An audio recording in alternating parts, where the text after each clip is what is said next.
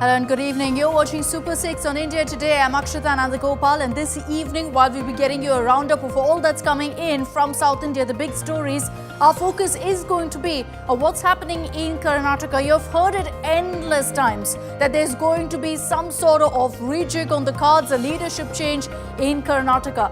But it definitely seems this time that the wheels are turning for that. While you had this photo op of Siddaramaiah and DK Shivakumar holding up their hands together, there's been endless talk of some sort of divide in the Karnataka Congress. Whether that's true or not, we'll break down for you. But it also seems that now the road is being made for DK Shivakumar to take over as the Chief Minister of Karnataka. Is that actually going to happen? What really will that mean for the Karnataka Congress? What will happen to Siddaramaiah then? We're going to be talking about that and much more.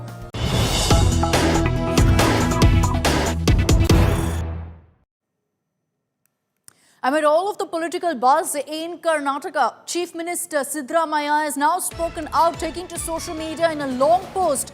He's lashed out at the BJP, calling them defeated opportunists and saying that they're attempting to go ahead and spread lies of a revolt, of a divide in the Karnataka Congress. Siddaramaiah, after that photo op, mind you, where he and DK are seen holding hands together and pumping their fists in the air, Siddaramaiah says that DK Shivakumar and I are united, we are strong, and that the Congress government will remain strong till the end. Siddaramaiah says we'll return to power in 2028 again.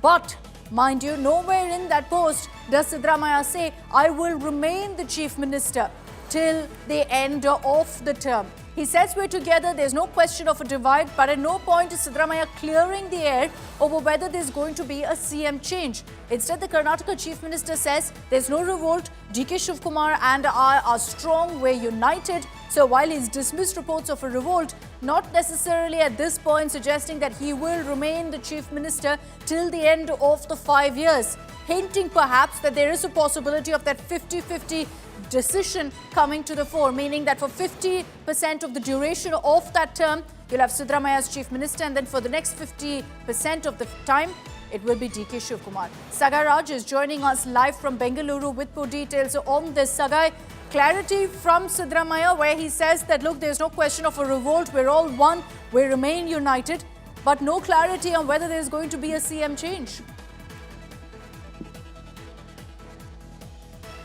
Absolutely. Even Mallikarjun Kharge has categorically mentioned that it is High Command which will decide who will be the Chief Minister or who will be out of power. And he said that nobody, especially MLAs and ministers, are not allowed to speak about all these things.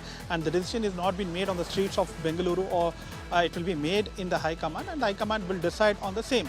And even Chief Minister Siddaramaiah symbolically said that by holding the hand of DK Shivakumar that they are united, and also said that his government is as strong as a boulder and they need not worry about it, and they will complete 5 years of the government. But he said their government, Congress government, will complete 5 years. He didn't mention that if Siddaramaiah government will complete 5 years. And this is not the first time that he has avoided that question. Whenever we asked him about whether Siddaramaiah will complete 5 years, he said that Karnataka Congress government will complete 5 years, but he didn't categorically mention that if Siddaramaiah will complete 5 years.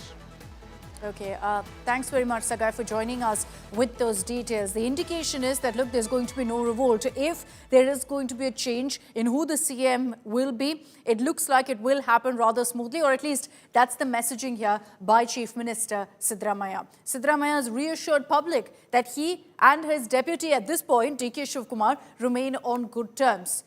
But when the same was asked to the Congress chief, Mallikarjun Kharge, who's in Bengaluru, he just had one answer. It's in the hands of the party high command. This begs the question, who is the high command if not the AICC chief, if not for Mallikarjun Kharge himself?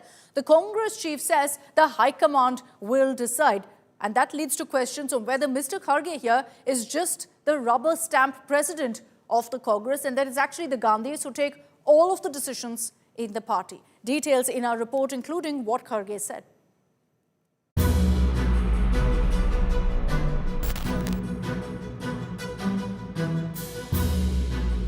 Amid buzz over a political shake-up in Karnataka, CM Siddaramaiah sends out a message of unity.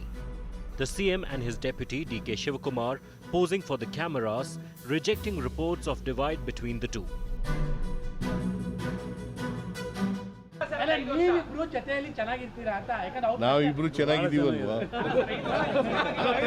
Sir ತಂದಾಕುವಂತ ಕೆಲಸ ಏನಾದ್ರು ಮಾಡ್ತಾ ಇದಾರ ಅಂತ ನಿಮ್ಮಿಬ್ರು ನಡುವೆ ತಂದಾಕುವಂತ ನೋಡಪ್ಪ, ಯಾರು ಹೇಳಿದ್ರು ನಾವು ಕೇಳಲ್ಲ. But in less than an hour, Congress chief Mallikarjun Kharge dropped a bombshell, saying the High Command will decide on leadership change. Further fueling the speculation over leadership change, DK Shivakumar met with Kharge in Bengaluru.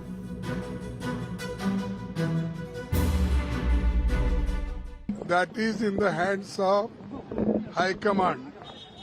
Nobody can say here what is going in the High Command. This is left to the High Command. High Command has got power to take further actions, but unnecessarily one should not create problems. The BJP tore into the Congress, citing Kharge's statement. I only suggest Mr. DK Shivakumar and Siddaramaiah, don't try to follow the path of Mr. Rahul Gandhi. You train them because you are all trained, you are matured politicians. तो कम से कम बात करने के पहले क्या बोलना चाहिए समझ के बोलने के लिए ट्रेनिंग देना चाहिए. Meanwhile, Congress High Command's emissary Randeep Surjewala met MLAs to address their concerns over government's functioning and lack of development funds in the state. Several Congress MLAs have complained publicly about lack of funds for development work. Few even claimed that a big political churn is set to happen in the state this year, and that the Deputy CM could ascend to the top job within the next 2 to 3 months. High command ಗಮನದಲ್ಲಿದೆ. High command ಸೂಕ್ತವಾದ ಸಮಯದಲ್ಲಿ ಸೂಕ್ತವಾದ ತೀರ್ಮಾನವನ್ನು ತಗೊಂಡು ಅವ್ರಿಗೆ ಅವಕಾಶ ಮಾಡಿಕೊಡ್ತಾರೆ ಅಂತ ಒಂದು ವಿಶ್ವಾಸ, ನಂಬಿಕೆ ನಮ್ಮಲ್ಲಿದೆ. ಹೇಳ್ತೀನಲ್ಲ, ಈಗೇನು ಇವ್ರು ಕ್ರಾಂತಿಗೆ ಡೇಟ್ ಕೊಡ್ತಾರಲ್ಲ, ಅದೇ ಹೇಳ್ತಾರೆ ಇವರೆಲ್ಲರೂ. ಇನ್ನೊಂದು 2-3 ತಿಂಗಳಲ್ಲಿ ಎಲ್ಲವೂ ಕೂಡ ಒಂದು ತೀರ್ಮಾನಕ್ಕೆ ಬರ್ತಾರೆ.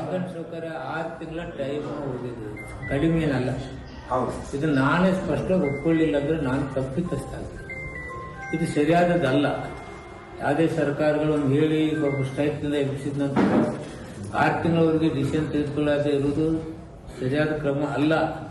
ನಾನು ಸತಕ್ಕೆ ಒಪ್ಕೊತಿದ್ದೀನಿ, ನಾವು ಮುಖ್ಯಮಂತ್ರಿಗೆ ಸ್ಪಷ್ಟವಾಗಿ ಹೇಳ್ತೀನಿ. Bureau Report, India Today. So what's going to happen in Karnataka in the coming weeks, in the coming months? To decode that and more, joining us on this broadcast is Sandeep Shastri, coordinator of Lokniti, and also in the political circles, the back and forth that we've been witnessing over all of this talk of a leadership change. Anand Gurumurthy of the BJP is joining us on this broadcast. Anil Tadkal, spokesperson of the Congress, also with us. Good evening, gentlemen. Thank you very much for your time. Mr. Shastri, I'd like to begin with you. What do you think, sir, is going to happen in Karnataka if there is a leadership change? You know, the Congress has said very clearly no revolt, but not really made it clear that there will be a change in the CM. If that happens, advantage, disadvantage, do you think DK Shivakumar is as strong a leader as Siddaramaiah? Akshita, if you read the writing on the wall and if you read the lines between the lines that are being said, I think the environment for a change of leadership is really clearly being created by the Congress leadership. You started off by saying the wheels are turning. I agree with you, the wheels are turning, but the question is, when will they stop turning and we actually see the change happening? Politically, if the Congress wishes to make any change, it would be detrimental to their interest to do it anything beyond 6 months now, because you will have to give the new leadership time to be able to settle down. And I don't think there is a debate on who is likely to be the replacement, because that was, I think, something settled more than 2 years ago when it was decided that Siddaramaiah would become the chief minister.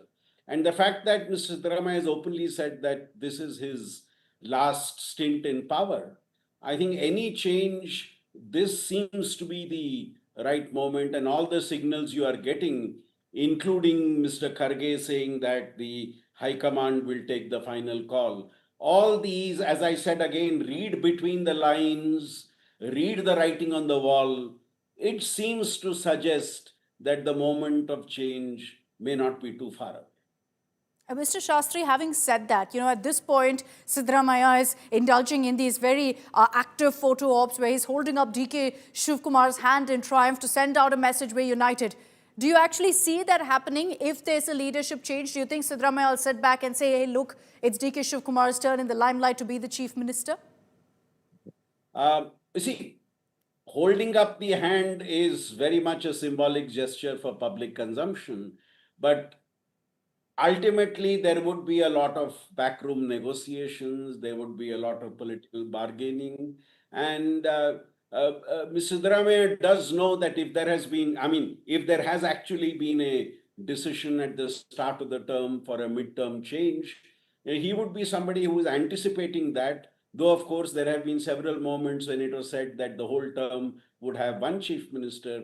But as you rightly said, today's statement does not make any reference to that. So that's why I keep saying the writing on the wall suggests a change. And yes, there will be pinpricks. Yes, there will be difference of opinion. And one would be looking out to how does the High Command, which the Congress president refers to, actually prevent the ruffling of feathers for any smooth change to happen.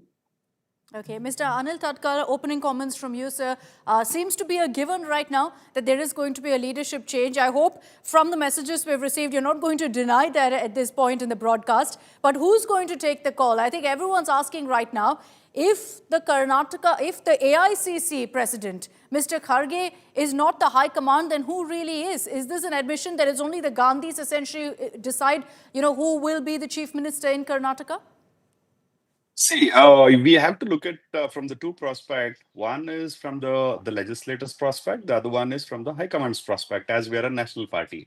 As Mr. Mallikarjun Kharge has clearly, categorically mentioned that, High Command basically looks into this kind of, issues, which comes as in to their kitty.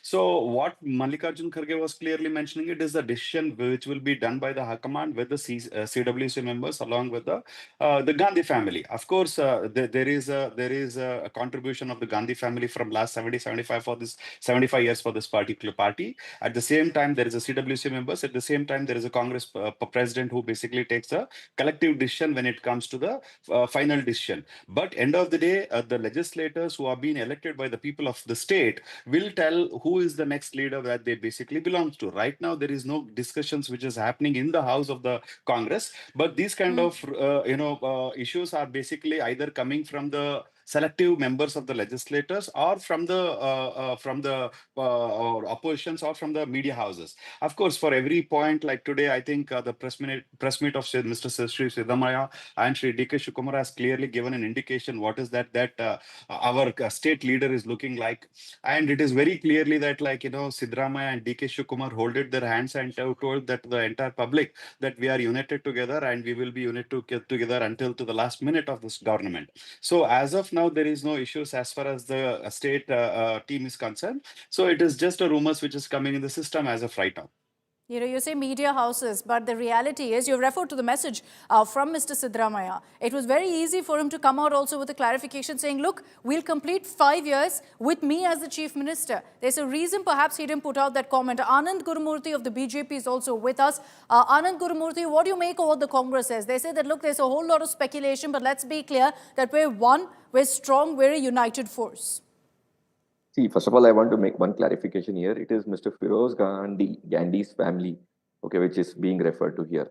Okay, Nehruji, I don't know how these people come up with these statements, but anyway, let them continue their this thing. But what I want to tell here is this kind of functioning that Mr. Siddaramaiah and his coterie, they do all kinds of drama every day. And along with that, the deputy CM starts some statements, and every day they confuse people. From the last 2.5 years, since they came into power, and even before that, in the election campaign, they confused people, came to power, and now they are confusing their MLAs on a daily basis. the MLAs are so fed up, including, leave the opposition MLAs, the Congress MLAs themselves, they're not getting any development funds. And the MLAs in Karnataka especially, every day hundreds of people are flocking to their houses and asking them questions regarding, road development, regarding irrigation related issues, regarding so many agriculture related issues, and nobody is there to answer. And here, these people, they talk about high command. Mr. Surjewala comes here. There's an auction going on for the CM seat in Karnataka. This is what BJP has to say.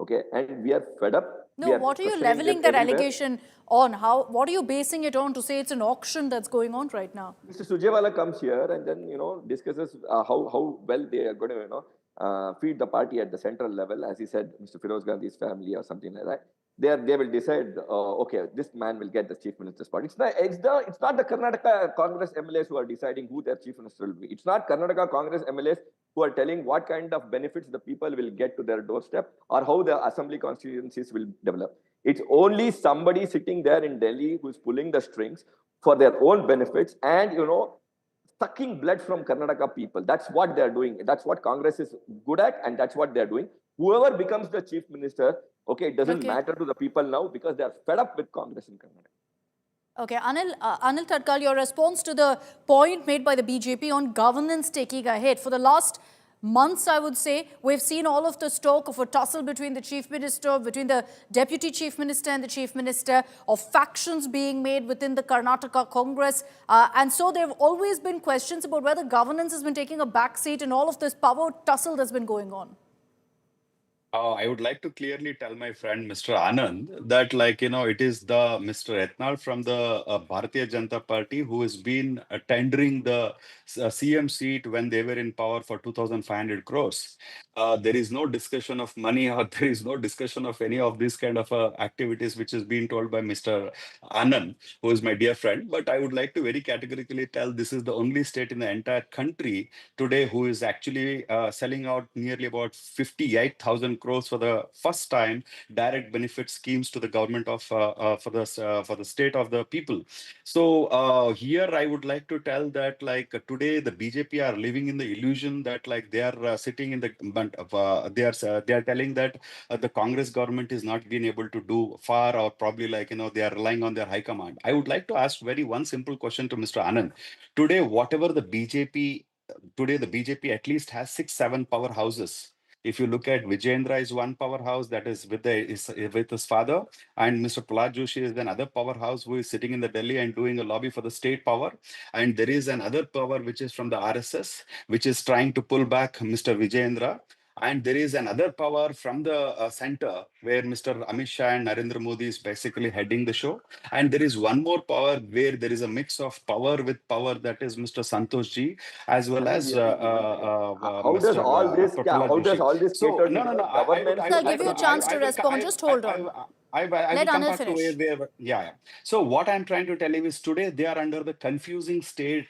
Today the entire Karyakartas, the cadre of the RSS or the cadre of the Bharatiya Janata Party is under mess. So no, but Anil, answer my question, please. Sure, you've had your say about what the BJP is alleging here, but answer my question about whether governance is taking a hit. Even today, you've had Congress MLAs, after meeting with Mr. Surjewala, coming out and saying that, look, the grouse that we raised is that we have no funds. Funds are not reaching us for development in our constituency. Yeah, can I just intervene here? So I would like to make point very clearly. There is no mention of any minister by any of these legislators. Point number one.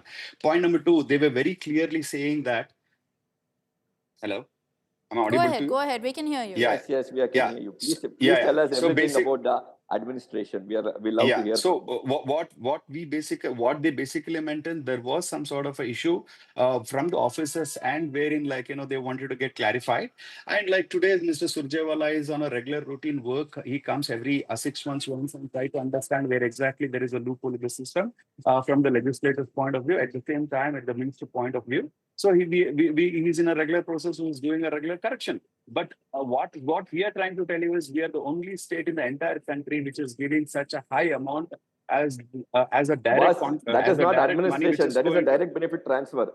Please understand the difference between direct benefit transfer and Let me just. Is that administration? Okay, Anil, I'll come back to you. Let Anand now respond.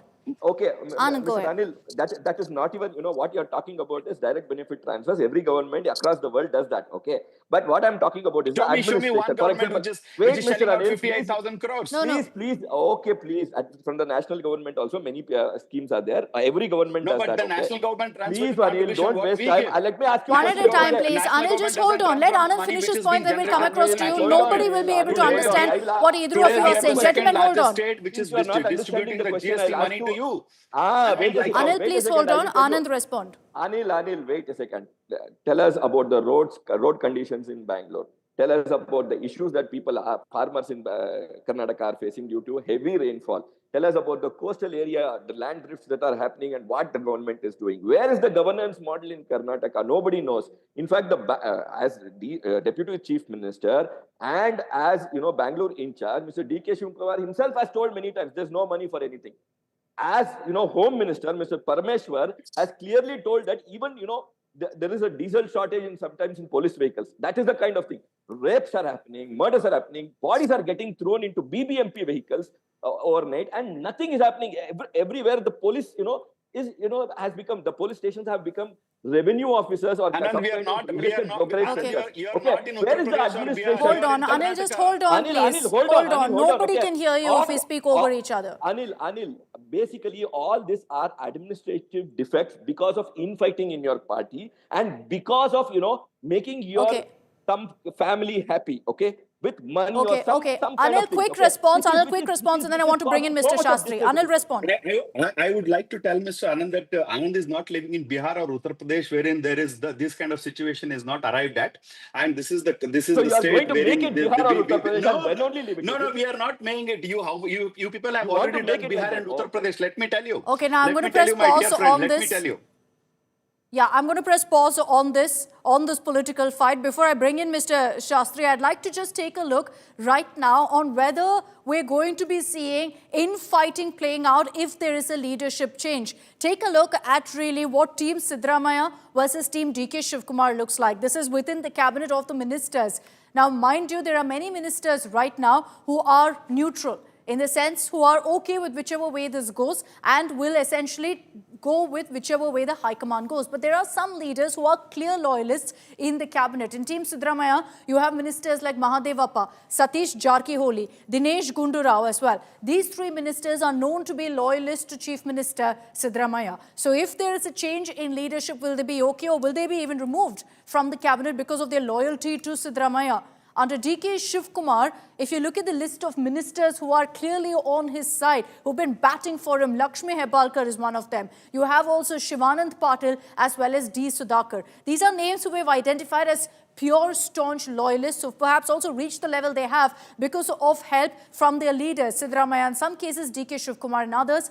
Now remember, besides these, there are many other ministers who are largely on the fence, will go whichever way the High Command tells them to go, who are neutral in this circumstance. So looking at this, Mr. Shastri, do you think that if there is a change in leadership, it will happen smoothly, or there will be some rumblings in the cabinet? There's no doubt that whenever DK Shivakumar takes over, and I'm not saying if, but I'm saying when he takes over, there will be a lot of changes that he will bring about as well to bring in his loyalists into the cabinet. Akshita, that would all depend upon how the leadership of the Congress at the national level initiates these changes, responds to what possibly Siddaramaiah would be expecting. As you rightly said, I don't think the ministers would take sides. They would look at the cues that the High Command provides. They would be more interested in continuing in the ministerships themselves. So that would be top priority for them. And Akshita, one small point, and this has been the tragedy of Karnataka. Whether it's been the BJP in power or now the Congress in power, legislators who do not become ministers become dissidents and are the ones who keep raising the bogey of rebellion. We saw this in the previous government. We are seeing it in the present government. If there is a leadership change, and as you said, when there is a leadership change, I think the hope of a citizen of Karnataka is that the focus once again goes back to governance and not remain on who is the leader. because I think for too long has time been lost in fighting over leadership. And I think it's time that the governance, which seems to have taken a backseat, once again comes to the fore, because at the end of the day, that's what the people of the state would expect.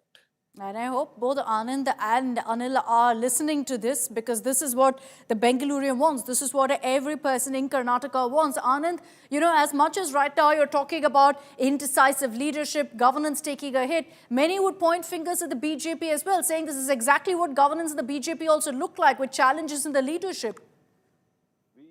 One thing is very clear. In BJP, whatever the challenges are, we don't hide it. We don't say that this is a challenge, we are great, we are, listening to high command. All this doesn't happen in BJP. Whatever has come out has been dealt with.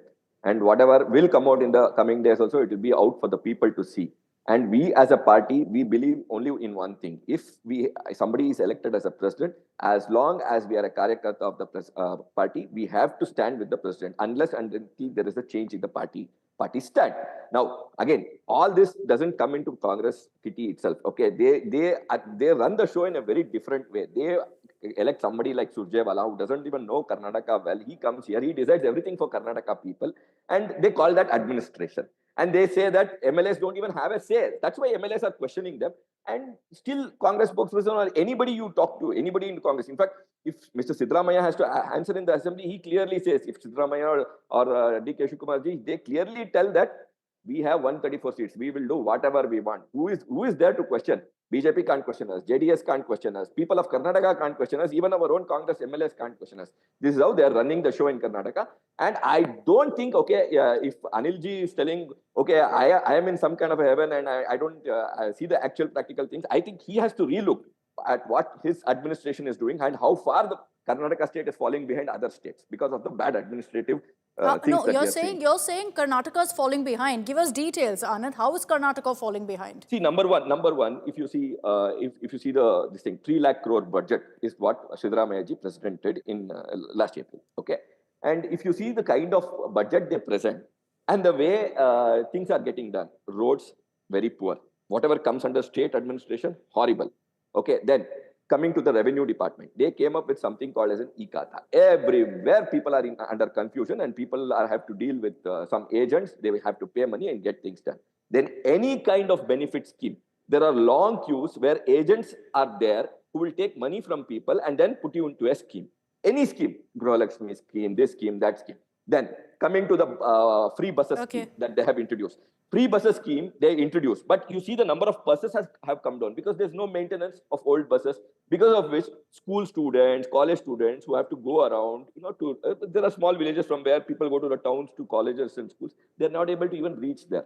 Okay, this is the kind of administration. In fact, under Siddaramaiah's rule, if you see today, as on today, many girls are not able to go to colleges and schools. And these people. Okay, you've highlighted a couple of issues. Anil, your response right now, if there is a change in the leadership, if you see a chief minister change from Siddaramaiah to D.K. Shivakumar, can you assure that it will happen 100% smoothly with no bickering? Because even before that, we're already seeing very public statements being made. See, I would like to first answer to Mr. Shastri. What he was mentioning was when it comes to states like Karnataka always has a problem with administrative because some legislators rise up their voice in the when they come into power. I completely disagree with that. Of course, it should not be disturbing the governance. I completely agree at one point when Mr. Shastri said that it should not disturb the governance. And, either it was in a BJP tenure, either it was in a Congress tenure, there was no disturbance for the governance because when the minority government are there, yes, it is going to certainly disturb the governments. But if it is a major government, when it has a sufficient numbers, of course, we will have authority. The Constitution has given the power to rise up the voice. The Constitution has given us the freedom to express our free feelings towards the legislators, what they do towards their ministry or towards the CM. There should not be any, doubt that has to be raised. It is not a UP or Bihar, wherein one particular captain is leading the team and the rest of the all legislators are shutting their mouth and running with what the captain says. As the constitution says, you are free to tell or free to express what they are, because end of the day they have been elected by their people. And coming back to my friend's argument, Mr. Anand was clearly telling that there are some mid people, or probably like dalals, who are basically intervening in some of the direct benefit schemes. I would like to tell Mr. Anand very clearly, when you are basically, the government itself is directly crediting the account money to their account, where is the question of corruption? Where is the corruption? Where is the question of Mr. Middleman? And when it comes to the transport system, what Mr. Anand was mentioning, nearly 70% of the buses are supposed to be refurbished, because all these buses are running with the as per the pollution guidelines. They are all supposed to be scrapped. Yes, we have already ordered many buses, and there are shortage of buses across the country. So, it is not only the state. I appreciate Anil, that you respond to that question of Anand. I've run out of time. You know, we'll go on with this BJP versus Congress showdown. I want to give the last word to Mr. Sandeep Shastri. Mr. Sandeep Shastri, if we see this leadership change happening in the next few months, do you think DK Shivakumar is as strong a leader as Siddaramaiah, that, you know, in a few years from now, when you see elections, it will be under the leadership of DK Shivakumar then? Is he as strong as Siddaramaiah to pull off a win for the Congress in Karnataka? Akshita, that's a tough question. If and when that change happens, it would depend upon the type of governance he takes forward. And let's remember, Karnataka has always had a revolving door policy of every 5 years having a change in the ruling party. So if he were to become the chief minister, he definitely would lead the party into the elections. And the fact that he was the KPCC president when they won last time, I think leadership has been demonstrated, but then will it lead to a success? That's a totally different question and a byproduct of the political circumstances you have at that point of time.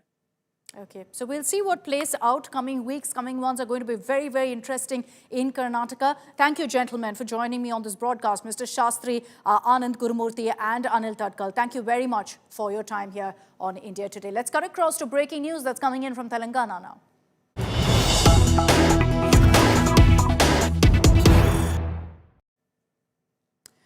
BJP MLA T. Raja Singh, who's found himself in the midst of controversy several times, has now resigned from the BJP, citing shock and disappointment. The timing of this is crucial. Raja Singh has resigned even as you're seeing a change in leadership within the Telangana BJP. There are multiple reports suggesting that N. Ramachandra Rao is all set to take over as the Telangana BJP chief. And it's clear Raja Singh doesn't agree with that decision, saying very clearly that he speaks not just for himself, but for countless Karyakartas. And that's why he says right now that he is not going to continue with the BJP, because he doesn't agree with the decision of making N. Ramachandra Rao as a Telangana BJP chief. Raja Singh, very, very controversial name. He's been suspended previously also from the BJP for the kind of comments that he's made. He's a three-time MLA from the Goshamahal Assembly seat, which is why despite suspensions, he's always been brought back into the fold, because he's brought in that seat several times for the BJP. So controversy or not, he's been delivering win after win. Now Raja Singh saying he's resigning from the party because he doesn't agree with the leadership's decision on who will be leading the Telangana BJP. हम ऐसे काम करेंगे जो president कोई काम ही ना करे, कोई निर्णय ना ले, हम जो बोले प्रेसिडेंट वही काम करेगा, उठो बोलो तो उठो, बैठो बैठो बैठो, ऐसा ही प्रेसिडेंट का अगर आप चयन करेंगे तो कोई कार्यकर्ता पार्टी में काम नहीं करेगा. हमारा भी दम घुट रहा है, इसलिए हमने राम राम किया है आज पार्टी को. लेकिन एक बात है, भले हम बीजेपी पार्टी में रहो या ना रहो, लेकिन मोदी जी के, योगी जी के, अमित भाई जी के हम कट्टर समर्थक रहेंगे. और बिना पार्टी में रहे हम मोदी जी के कार्यों को, अमित शाह जी के कार्यों को, योगी जी के कार्यों का हम प्रचार करते रहेंगे. Okay, let's bring in Abdul Bashir, who's joining us live with the latest updates on this. Abdul, you've got an all-out revolt now that's troubling the Telangana BJP. There's been a change in leadership, and that's not seeming to go down well with some of the leaders in the party, including Raja Singh. Well, yes, there had been a lot of infighting in the Telangana BJP earlier, but that was just a mere what the leaders had in between them, but not publicly, showing it. But what we see is that now that the election for the Telangana state BJP chief was being done, G. Kishan Reddy was the party president till today, and today was the day where the nominations were being filed, and there were,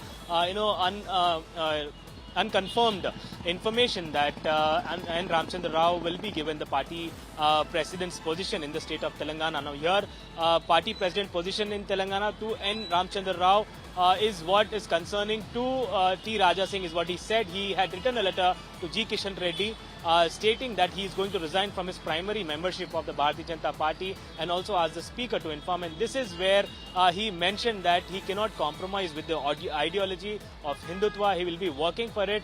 But when it comes to the selection of a president for the state of Telangana, there must be, he was 3 times elected is what he meant. There are more capable MLAs and MPs who could have led the party. But choosing a leader like N. Ramchandra Rao is what is concerning, is what he said.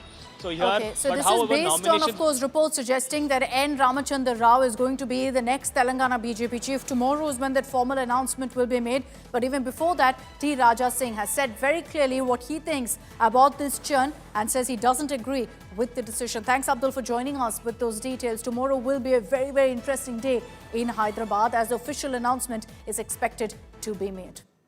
Let's get you now a story from Tamil Nadu. It's a heartbreaking one of a young 27-year-old consuming pesticide, dying by suicide, taking her life because she was allegedly tortured over just 2 months for dowry by her husband and in-laws. Young Ridhanya had gotten married in April, and now in June, a matter of 2 months, unable to bear the torture by her husband, took her own life. She's left a heartbreaking voice note with her parents, explaining her decision, saying that she just couldn't take it anymore. The reality of today's times is that still dowry harassment takes place, and that too amid the so-called educated class of this country. This was a marriage in which the girl's family had given the boy a Volvo car worth 70 lakhs, 800 grams of gold jewelry. They had handed over dowry, and yet he harassed her, seeking more. Details in our report.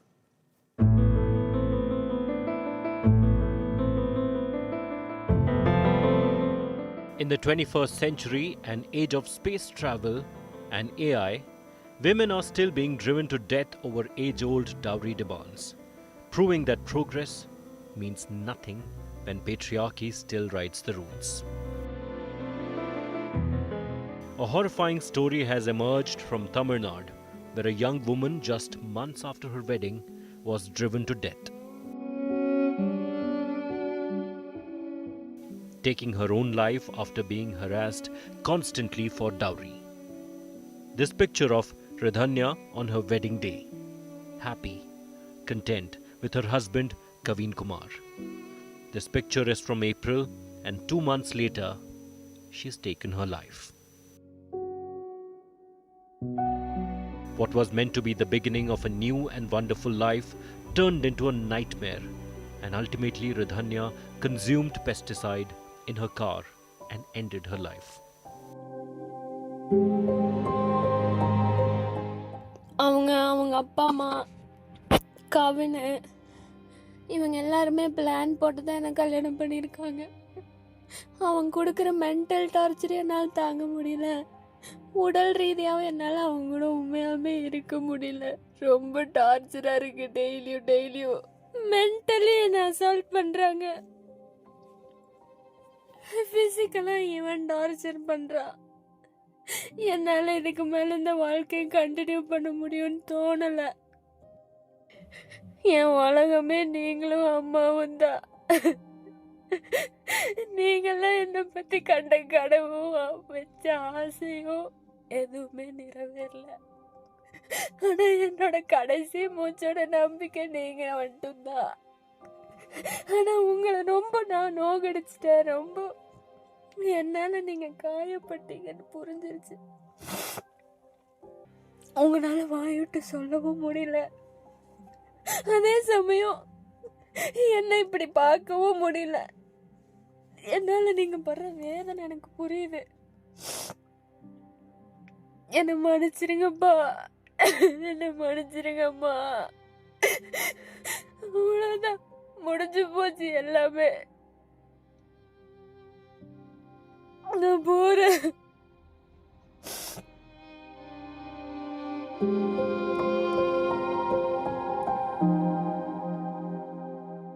Ridhanya had left home on Sunday claiming to go to a temple, and on the way had stopped the car, consumed fumigant tablets.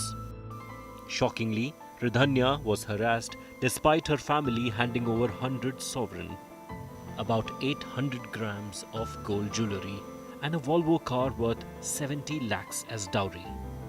But that wasn't enough for the monsters. Her father, heartbroken, admits he asked his daughter to adjust when she told him about the harassment. இப்படி எல்லாம் பேசணும்னா புள்ள வந்து எங்கிட்ட சொன்னான். அப்போ நான் வந்துட்டு என்னன்ட்டு, தங்க போக வேண்டாம், இங்கேயே இரு, என்னவா இருந்தாலும் பார்த்துக்கலாம் அப்படின்னு சொல்லிட்டு பார்த்தா என்னென்னமோ கொடுமை நடந்திருக்குதுங்க. எல்லாம் வாய்ஸ் ரெக்கார்டா போட்டு புள்ள உசரம் வச்சுட்டேன். என்ன சொல்றது தெரியல. அத்தனை அட்டுவிளையும் பண்ணிக்கிறேன். என் பிள்ளைக்கு நடந்த மாதிரி நீ யாருக்கு இந்த மாதிரி வருத்தம் நடந்துடக்கூடாது. அது நீங்க என்ன பண்ணுவீங்கன்னு எனக்கு தெரியல. Ridhanya's death is another anguished testament on how dowry harassment continues unabated, even in educated families. Ridhanya left 7 voice notes for her father detailing the issue she underwent, the torture because of dowry, and now her father, who is completely heartbroken, wants justice. Kavin Kumar and his parents have been arrested based on Anna Durai's complaint. With Videsh, Pramod Madhav for India Today.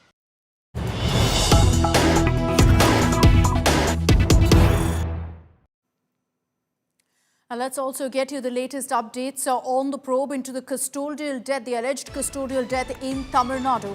The photo of the victim has been accessed by India Today, in which you can clearly see that he's also suffered injuries. There's blood stains on the victim, Ajit Kumar's ear.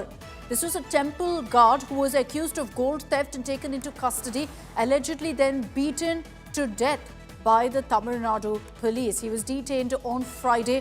His body was found right after. There are pictures. Also, let's show you those pictures of bloodstains on his ear, which confirm that he did suffer injuries as well. This was the temple guard, Ajit Kumar, who was detained by the cops after he was accused of theft.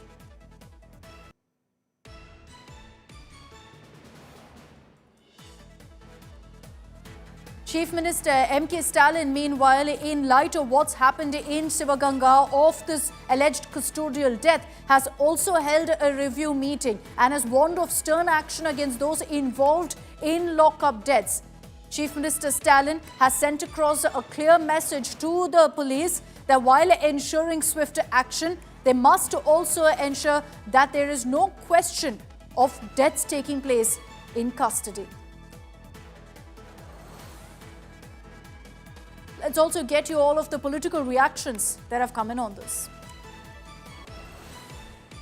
It's a clear indication that it is not a custodial death, it is a custodial murder committed by the police force themselves. And this is the 25th murder under this DMK, MK Stalin's rule. And many of this goes unnoticed with an eyewash investigation. However, what has happened is police force have gone to the extent of calling the parents and threatening them. We strongly condemn this and we demand a transparent and thorough inquiry and investigation, and there has to be justice which needs to be delivered to the Ajit Kumar family, and MK Stalin should. Madhav is joining us live with more details on this. Pramod, you accessed the images of the victim Ajit Kumar, who allegedly died in custody, was allegedly beaten to death by the police. Take us through really what information has come through from the initial investigation right now.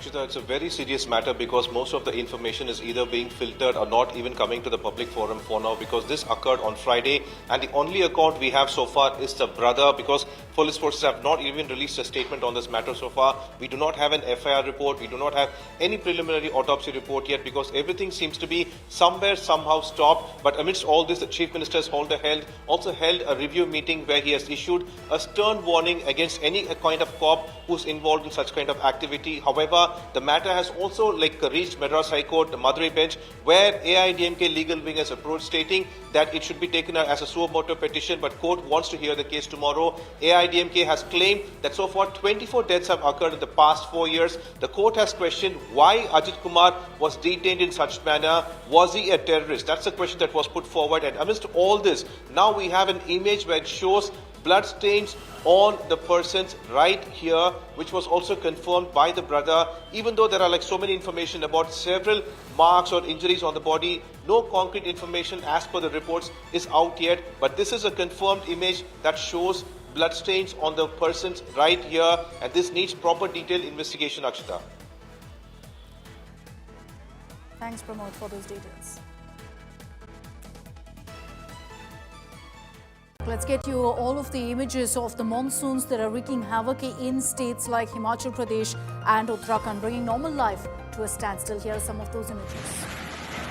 A 5-story building collapsed in Shimla as heavy rains continued in Himachal Pradesh. A video has gone viral that shows the house crashing down like a stack of cards. The owner fortunately had evacuated the building on Sunday night.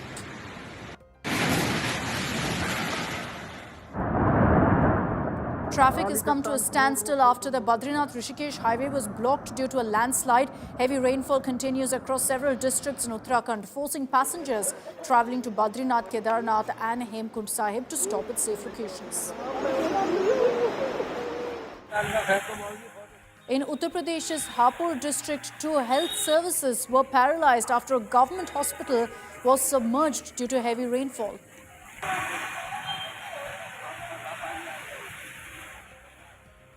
This is in Rajasthan, where a vehicle got trapped in a flooded river in Sirohi district. The driver managed to climb atop the vehicle. Within minutes, he was later rescued by the local villagers. A major accident was averted at one of the popular tourist spots in Bihar's Gaya district. Due to the sudden weather change, the flow in the waterfall intensified, which created panic among tourists. Villagers quickly swung into action, rescued all of the people just in time. Hey!